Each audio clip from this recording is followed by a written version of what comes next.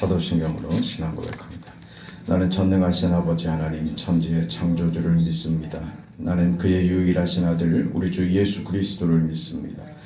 그는 성령으로 잉태되어 동정녀 마리아에게서 나시고 본디오 빌라도에게 고난을 받아 십자가에 못 박혀 죽으시고 장사된 지 사흘 만에 죽은 자 가운데서 다시 살아나셨으며 하늘에 오르시어 전능하신 아버지 하나님 우편에 앉아 계시다가 거기로부터 살아있는 자와 죽은 자를 심판하러 오십니다.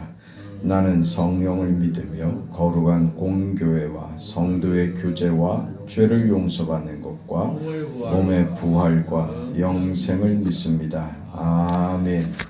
288장 찬송합니다.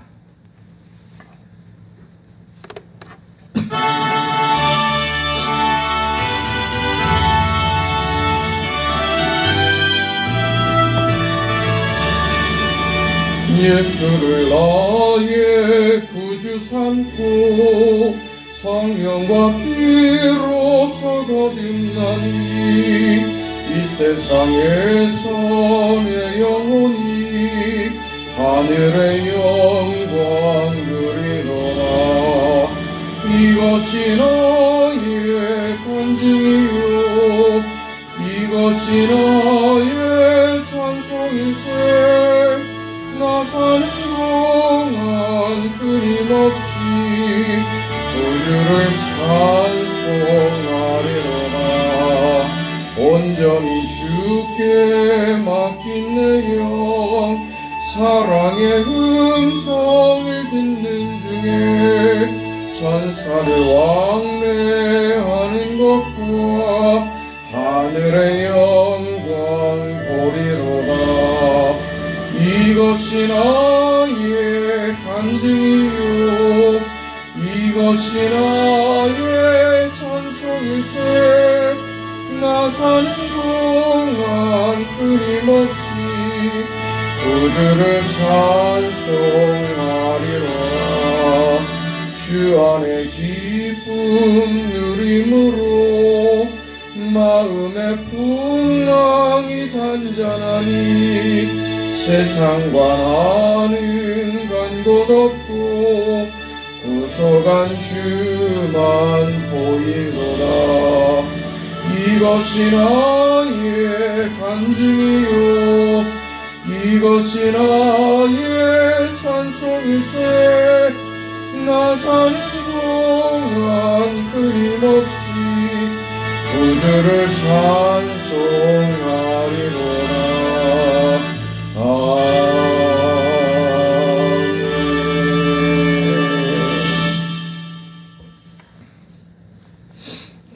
하나님의 말씀 사도행전 2장입니다.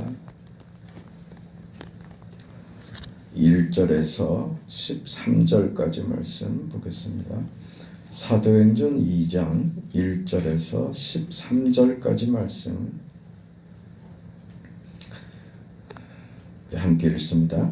오순절 날이 이미 이르매 그들이 다 같이 한 곳에 모였더니 후련히 하늘로부터 급하고 강한 바람 같은 소리가 있어 그들이 앉은 온 집에 가득하며 마치 불의 혀처럼 갈라지는 것들이 그들에게 보여 각 사람 위에 하나씩 임하여 있더니 그들이 다 성령의 충만함을 받고 성령이 말하게 하심을 따라 다른 언어들로 말하기를 시작하니라. 그때 경건한 유대인들이 천하 각국으로부터 와서 예루살렘에 머물러 있더니 소리가 나매 큰 무리가 모여 각각 자기의 방언으로 제자들이 말하는 것을 듣고 소동하여 다 놀라 신기하게 여겨 이르되 보라, 이 말하는 사람들이 다 갈릴리 사람이 아니냐? 우리가 우리 각 사람이 난 곳 방언으로 듣게 되는 것이 어찌 됨이냐? 우리는 바데인과 메데인과 엘람인과 또 메소보다미아, 유대와 갈바도기아, 본도와 아시아, 부르기아와 밤빌리아, 애굽과 및 구레네에 가까운 리비아 여러 지방에 사는 사람들과 로마로부터 온 나그네 곧 유대인과 유대교에 들어온 사람들과 그레데인과 아라비아인들이라. 유다가 우리가 다 우리의 각 언어로 하나님의 큰 일을 말함을 듣는도다 하고 다 놀라여 당황하여 서로 이르되 이 어찌된 일이냐 하며 또 어떤 이들은 조롱하여 이르되 그들이 새 술에 취하였다 하더라. 아멘.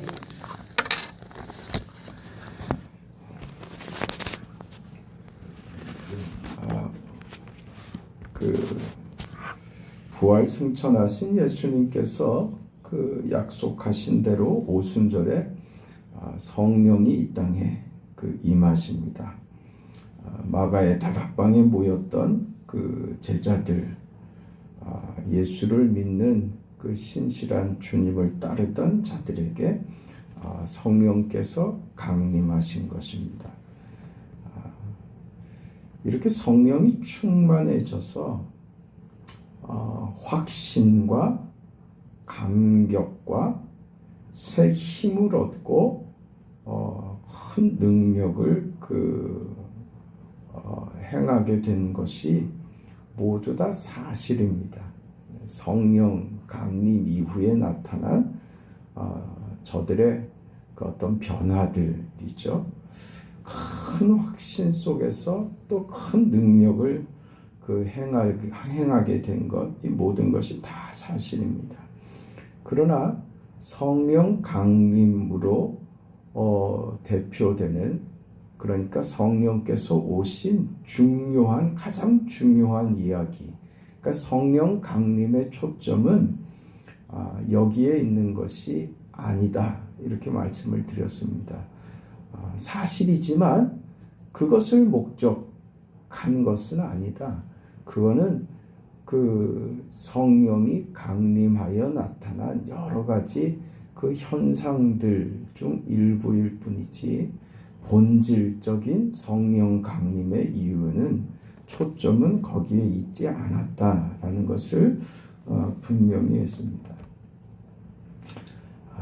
신약 시대에 와서 이제 분명해진 것은 이제 예수를 믿으면 구원받는다라는 것이죠. 그러니까 예수를 믿으면 구원을 받는다. 이 구원이 허락된 것입니다. 예수를 믿으면 구원을 받는다. 그러니까 예수님께서 성육신하여 오셔서 십자가에 죽으시고 부활하심으로 이루신 구원, 이게 복음이죠. 이제 이 복음을 믿으면 구원을 받는다. 이게 이제 허락이 된 것이 신약 시대인 것입니다. 성령이 왜 오셨느냐? 이것 때문에 오셨다, 그거죠. 이제 허락된 복음으로 말미암는 구원을 위하여 성령께서 오셨다라는 것입니다. 우리 그 본문에서 봤던 것처럼, 그래서 성령께서 오셔서 하신 그 첫 번째 사역이, 그들이 다 성령의 충만함을 받고 성령이 말하게 하심을 따라 다른 언어들로 말하기 시작합니다. 맨 처음 하신 일이 이 일이죠. 성령 충만은 성령 충만이 그 방언으로 연결되는 것이 아니라, 성령 충만했는데 그 성령께서 맨 처음에 뭘 하셨느냐? 외국어를 하게 하셨다는 것입니다. 당시 지금 6월절 절기 중 아닙니까? 그때 예수님께서 절기 중에 6월절 절기 중에 십자가에 죽으시고 부활하시고 승천하셨죠. 6월절 후에 지금 예수님께서 십자가에 죽으시고 40일간 부활하신 후 40일간 보이셨다 그랬습니다.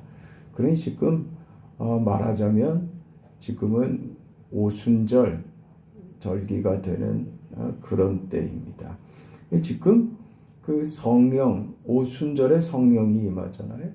그러니까 오순절 이 절기를 지키기 위해서 지금 이 상황도 성령이 임하셨던 6월절에 예수님이 죽으시고 지금 오순절에 성령이 강림하여서 이 오순절 절기를 지키기 위하여 예루살렘에 많은 사람들이 또 찾아왔던 것이죠. 그 많은 사람들 중에 그 유대교로 그 개종한 그 일부 이방인들이 같이 있었습니다.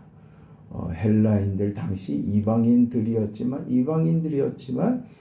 유대의 하나님을 그 받아들이고 유대교 신앙으로 그 유대교 절기를 지켰던 여러 가지 이유들이 있겠죠.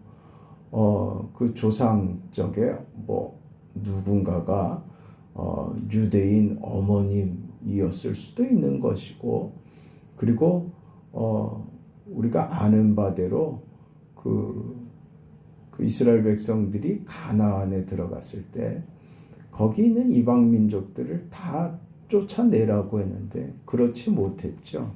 그래서 거기서 그 이방인들과 섞여 살게도 되고, 우리 아는 대로 그 출애굽했을 당시에도 많은 이방인들 무리가 섞여 있었습니다.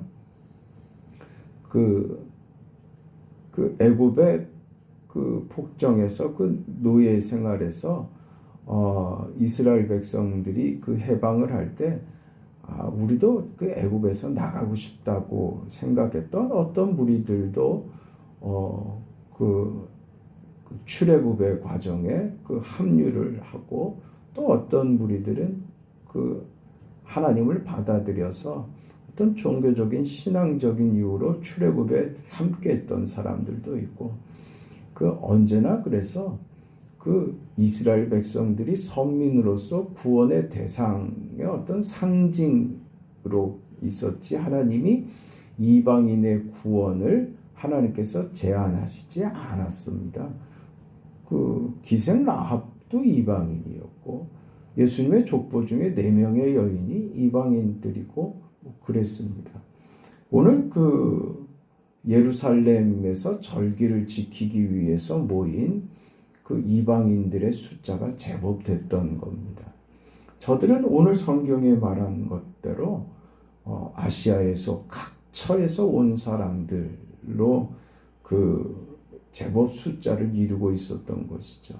그러니까 성령께서 제일 처음에 무엇을 하셨느냐? 각각 다른 언어를 가지고 있는 사람들에게 복음을 전하여 듣게 하셨다 이거죠. 말하자면 이방인들이죠. 비유대인들에게 복음이 전해지게 해서 저들로 이 복음, 예수 그리스도로 말미암는 구원의 소식을 듣게 하셨다. 이게 성령께서 하신 첫 번째 사역이었다라는 것이죠. 이게 지금 무슨 의미인 것인가? 우리는 그 바벨탑 사건으로 언어가 갈라졌던 것을 알고 있습니다.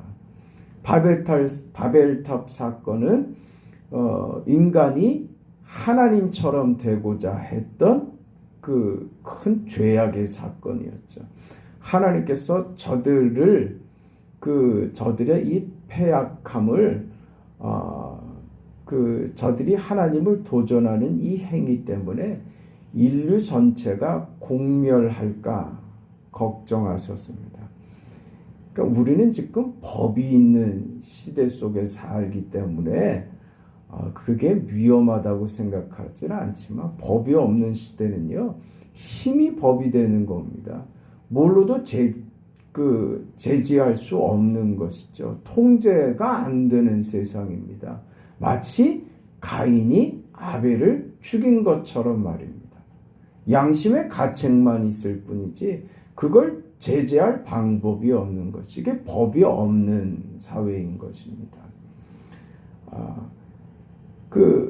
그러니까 늘 약한 사람들은 숨어 있어야 하고, 어떤 사회 구성원으로 그 속에 끼어 들어가 있어야만 어떤 그 일종의 보호를 받죠.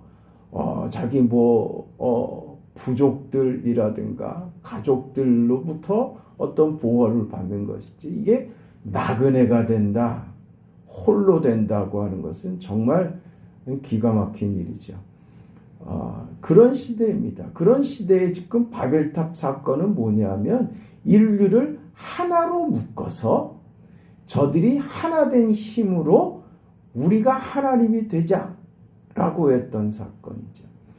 그러니까 하나님께서 법을 주신 이유 중에 큰 이유 중에 하나도 저들이 스스로 서로를 죽이는 법이 없는 시대에 서로에게 그 흉포함을 드러냄으로 해서 서로를 상하게 하지 못하도록 하는 그런 기준으로 주신 것이 법의 이유 중에 하나입니다. 그래서 구약의 원칙은 뭐예요? 눈에는 눈으로, 이에는 이로. 우리는 이게 잔인하게 들리죠. 이 원칙은 사실 무슨 이야기냐면 네가 눈을 다친 것만큼 손해를 봤다면 그 이상 하지 말라. 그 이상의 보복을 하지 말라. 당신은 어땠어요? 우리가 보복을 한다는 것은 어떤 의미입니까? 내가 하나를 당했으면 10개를 줘야 분이 풀리는 거죠. 그렇게 했단 말입니다. 내가 약간 찰과상을 입었는데 상대를 다리 몽둥이를 분질러 틀어야 그게 속이 시원하단 말입니다. 이게 보복입니다. 그러지 말라고 한 것이 그 어떤 원칙이었던 것이죠. 이게 신약에 와서는 그 원수도 사랑하라고 하는 것이 그 정신 속에 들어있는 것을 알게 하시죠. 그런 시대입니다. 그러니까 하나님께서 그 인류의 공멸을 막기 위해서 허락하신 것이 법이었고 율법이었고, 또한 인류가 그 서로의 힘으로 하나님을 대적하여 모두가 몰살당할, 말하자면 그 노아의 홍수 같은 일로 인류가 또 공멸당할 일을 하나님께서 그 예방하기 위해서 저들로부터 공멸을 막기 위해서 언어를 혼잡케 하신 것입니다. 언어를 혼잡케 했다는 것은 그래서 어떤 의미가 되느냐 하면 하나님과의 단절된 관계의 상징이 되어버린 것이죠. 네? 하나님을 대적하려고 하는 자에게 내린 형벌이 되어버린 것이죠. 저들의 공멸을 막는 것이지만 저들에게 있어서는 하나님을 대적하려고 했던 일이 그 결과가 언어가 혼잡하게 되므로 뿔뿔이 흩어지게 된 그 결과를 낳았던 것이죠. 이게 지금 오순절 성령의 강림으로 하나님과의 단절되었던 상태에 있는 죄인들, 그 인류에게 하나님께서 저들의 소리로 각자 알아듣게 무엇이 복음이 들려지게 하심으로 이제 하나님께서 저들과 화해하는 것입니다. 하나님을 대적하여 하나님과 원수되었던 인류에게, 죄인들에게 하나님께서 화해의 손을 내미시는 거죠. 무엇으로? 예수의 죽으심과 부활과 이것으로 완성한 그 구원의 내용을 가지고 예수께서 완성하신 이 구원으로 죄인들에게 성령으로 찾아오셔서 저들과 화해하시는 사역, 이것이 성령이 오셔서 하신 첫 번째 사역이며 성령 강림의 상징적인 중요성이 여기 있다 이 말입니다.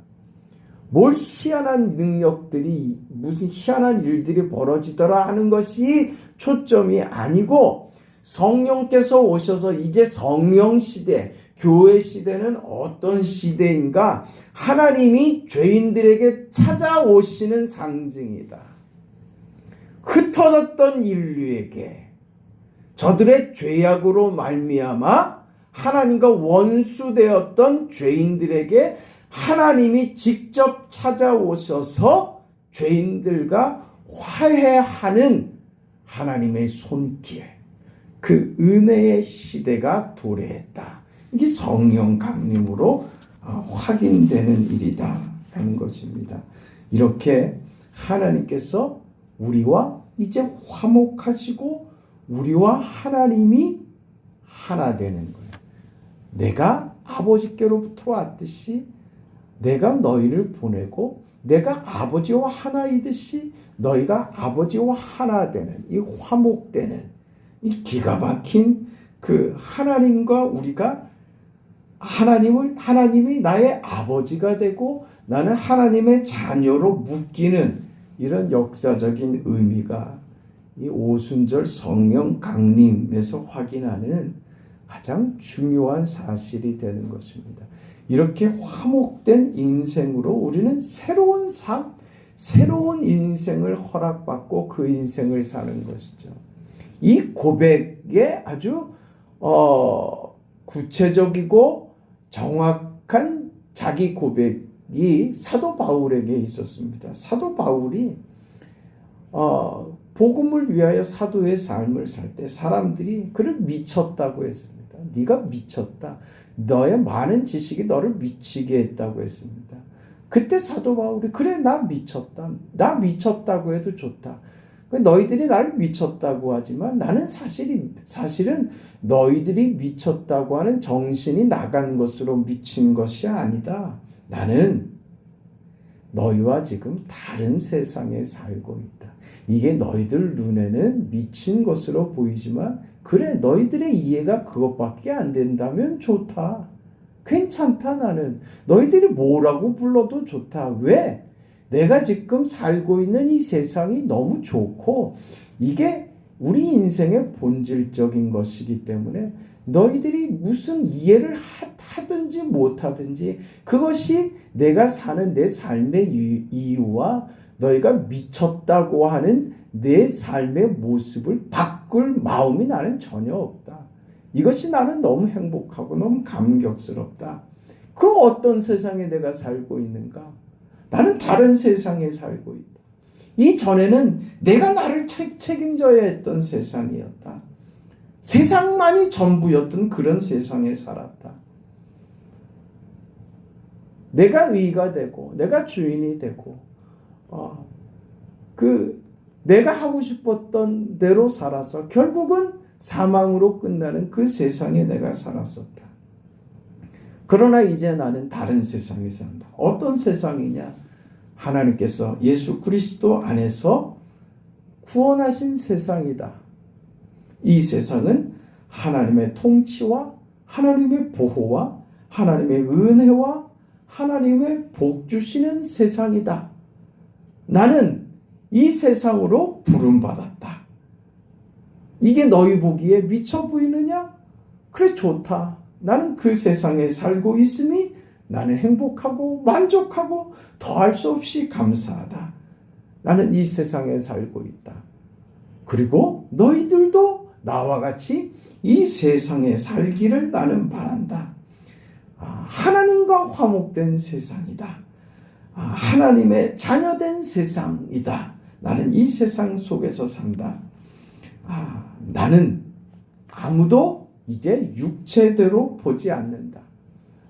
저들의 조건이 내게 어떤 부러움도 어떤 우월감도 가지게 하지 않는 세상에서 이제 살게 됐다. 나는 누구든지 예수 안에 있으면 새로운 피조물이 되는 것처럼 이전 것은 지나갔으니 보라 새 사람이 되었도다 하는 이 새 사람의 새 세상을 살아간다. 세상의 질서와 세상의 보상이 전부인 세상에서 내가 나를 보호하지 않으면 아무도 의지하거나 도움을 청할 수 없는 그 세상에서 나는 이제 하나님이 나의 아버지가 되는 세상, 언제든지 하나님을 아버지라고 부를 수 있는 세상에 산다. 그 아버지께서 아들을 주신 그 사랑과 이 인류 역사의 주인이시며 운명을 쥐고 계신, 그래서 당신의 뜻을 이루시는 하나님의 그 능력과 개입과 그 관심의 대상이 되는 자가 됐다. 나는 이 인생을 산다. 내 존재론적으로만이 아니라 세상 자체가 그런 세상을 내가 만났다. 그 세상에 지금 살고 있다. 이게 사도 바울의 고백이죠. 이게 무엇이냐? 성령이 오심으로 확정되는 그런 일들, 그런 사건들입니다. 이게 어떤 개인적인 체험에서 끝나는, 개인적으로 확정된 것이 아니고 역사적인 사건으로 확장되는 겁니다. 예수를 믿으면 하나님이 이 세상을 창조하시고 그 창조하신 그 하나님께서 그 하나님의 그 창조주 하나님께 배반한 인류의 죄와 불순종을 창조주 하나님께서 어떻게 처리하셨는가 하는 것을 성령이 오시면 그때 우리는 깨닫게 되고, 예수 안에서 하나님과 다시 화목해 되고 하나님의 자녀된 영광을 누리게 되는 이 회복이 지금 성령 안에서 우리에게 이루어지는 새로운 삶의 회복들인 것입니다. 그것을 이미 이루셨고 지금도 세상에서 이 일을 이루어 가고 계신 것입니다. 하나님과 화해되는 것이죠. 이게 성령께서 보이신 역사적으로 확인되는 사건이다. 그 말입니다. 저들 개인들에게 어떤 감정이나 어떤 흥분이나 어떤 확신이나 능력으로 끝나는 것이 아니라 역사적 사건으로 성령께서 이 일을 확증시키고 확인시키신 것입니다. 성령의 오심입니다. 그래서 우리 그 4장에 그 4장에 약속하신 대로 예루살렘을 떠나지 말고 내게서 들은 바 아버지께서 약속하신 것을 기다리라. 성령의 오심으로 성령의 오심을 기다리라 그랬죠. 그리고 약속하신 대로 그 성령이 오시죠. 그리하면 너희가 그 1장 8절에 우리가 봤던 대로 그 권능을 받고 예루살렘과 온 유대와 사마리아와 땅끝까지 이르러 내 증인이 되리라고 하는 이 모든 내용들입니다. 여기서 우리가 느껴야 할 것은 무엇이냐 하면 하나님께서 그 뜻을, 그 언약하신 그 계획을 이루시기 위하여 하나님이 역사 안에 개입하신다는 사실입니다. 그 일을 위해서 제자들에게 이를 기다리라고 하셨고요. 그렇다면 이 역사는 끝을 모르는 어떤 반복적인 그 돌고 도는 그 모르는 세상으로 진행되는 것이 아니다 하는 것입니다. 인생의 삶이 끝을 모르고 마지막이 어찌 될 줄도 모르고, 그래서 겨우 할 수 있는 말이 인생은 돌고 도는 것이고 세상도 돌고 도는 것이라고 하는 말밖에 할 수 없는, 그건 사실은 거짓이죠. 스스로에게 어떤 위로와 해답을 찾을 수 없는 죄인들에게, 아니 그 죄인들이 스스로에게 어떤 안심을 주기 위하여 고안해낸 그런 이해일 뿐입니다. 세상은 돌고 돌지 않습니다. 인생도 그저 돌고 돌지 않습니다. 죽어서 다시 태어나는 것 아닙니다. 그래서 윤회로 돌고 돌고 세상도 윤회고 우리 그렇지 않습니다. 그래서 성경은 이 역사에 대해서 여러분 성경이 역사에 대해서 낙관적입니까? 희망적입니까? 세상에 대해서 성경이 나타내는 표현들이 세상 자체에 하나님이 목적을 가지고 계시던가 말입니다. 세상이 좋아질 것이라고 낙관하고 있습니까? 그렇지 않죠. 그리고 우리가 인류 역사를 통해서 살펴봐도 세상은 점점 더 좋아지는 것 아닙니다. 여기서 우리는 중요한 어떤 원리들을 깨달아야지 돼요. 하나님의 목적이 이 세상에 있지 않습니다. 세상을 구원하는 것, 이 세상을 구원하는 것이 하나님의 목적이 아닙니다. 그러니까 교회도 이 세상을 보다 더 나은 세상으로 만드는 것이 교회의 사명이 아닙니다. 이걸 놓치면 안 됩니다. 환경은 하나님이 주신 자연은 하나님께서 우리에게 허락하신 수단들이지 환경이 목적이 되지 않습니다. 네? 다시 말해서 이 환경, 우리 인간이 아닌 하나님이 허락하신 이 모든 것들은 어떤 수단을 위해서 우리를 위해서 허락하신 것들이지 이게 우리와 동등한 위치로 올라가면 안 된단 말입니다. 세상은 어떻게 만들죠? 우리보다 높은 위치에도 갖다 놓고 우리도 자연의 일부다. 말은 맞는 말이지만 그 속에서는 위험한 독소들이 있다는 것을 기억해야 돼요. 환경을 잘 보존하고 자연을 잘 가꾸고 해야죠. 그러나 그것은 어디까지나 수단으로 그런 겁니다. 그래서 필요하면 개발하는 거예요. 필요하면 사용하는 거예요. 그게 우리와 같은 위치로 가면 안 돼. 저것도 생명인데 이따위 말하면 안 된단 말이에요. 그 반려동물들을 저들도 생명이고 이래갖고 사람하고 똑같이 취급하기 시작하면 그게 우상이 돼버리는 그게 성경이 우리에게 가르치는 바들이 아니라는 말입니다. 우리는 하나님의 관심입니다. 세상은 하나님이 우리를 위하여 허락하신 수단들이죠.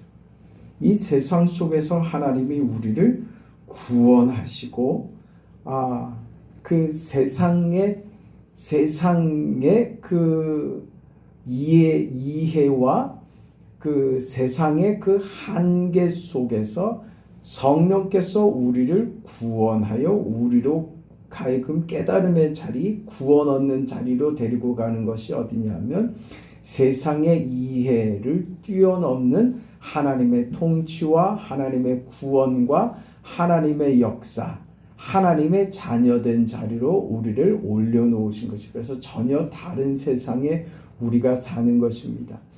이 하나님께서 지금 약속하신 성령을 보낼 것이고 성령이 너희들에게 임하면 너희가 권능을 받아 이런 일들을 해야 된다고 하는 것은 역사가 직선이라는 거예요. 하나님의 목적과 계획 속에서 역사는 움직이며 그래서 결과를 낳게 돼 있다라는 것을 우리에게 가르치는 것입니다.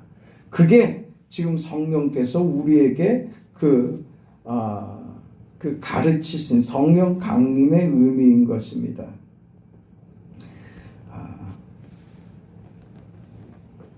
복음이 이제 어떻게 성령의 강림으로 저들이 능력을 받고 외국어를 하고 하는 것으로 무엇을 위해서요? 온 천하에 복음이 전파되도록 이게 하나님이 그 성령을 허락하신 이유입니다. 그것이 무엇을 이루느냐? 하나님의 그 사랑과 신실하심과 은혜를 이제 성령께서 그 일을 완벽하게 이루십니다. 어떻게요?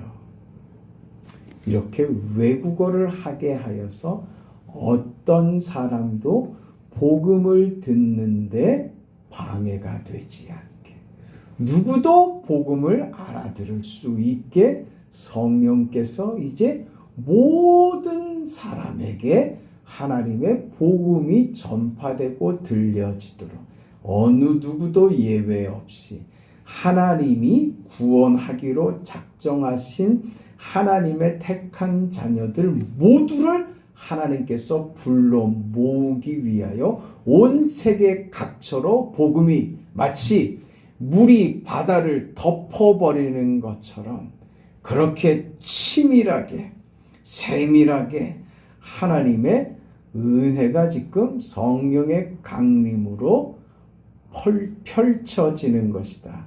여기에 우리가 그 은혜를 받은 자로 서 있고 이제 우리가 그 은혜의 약속에 참여한 자가 되었다라는 것입니다.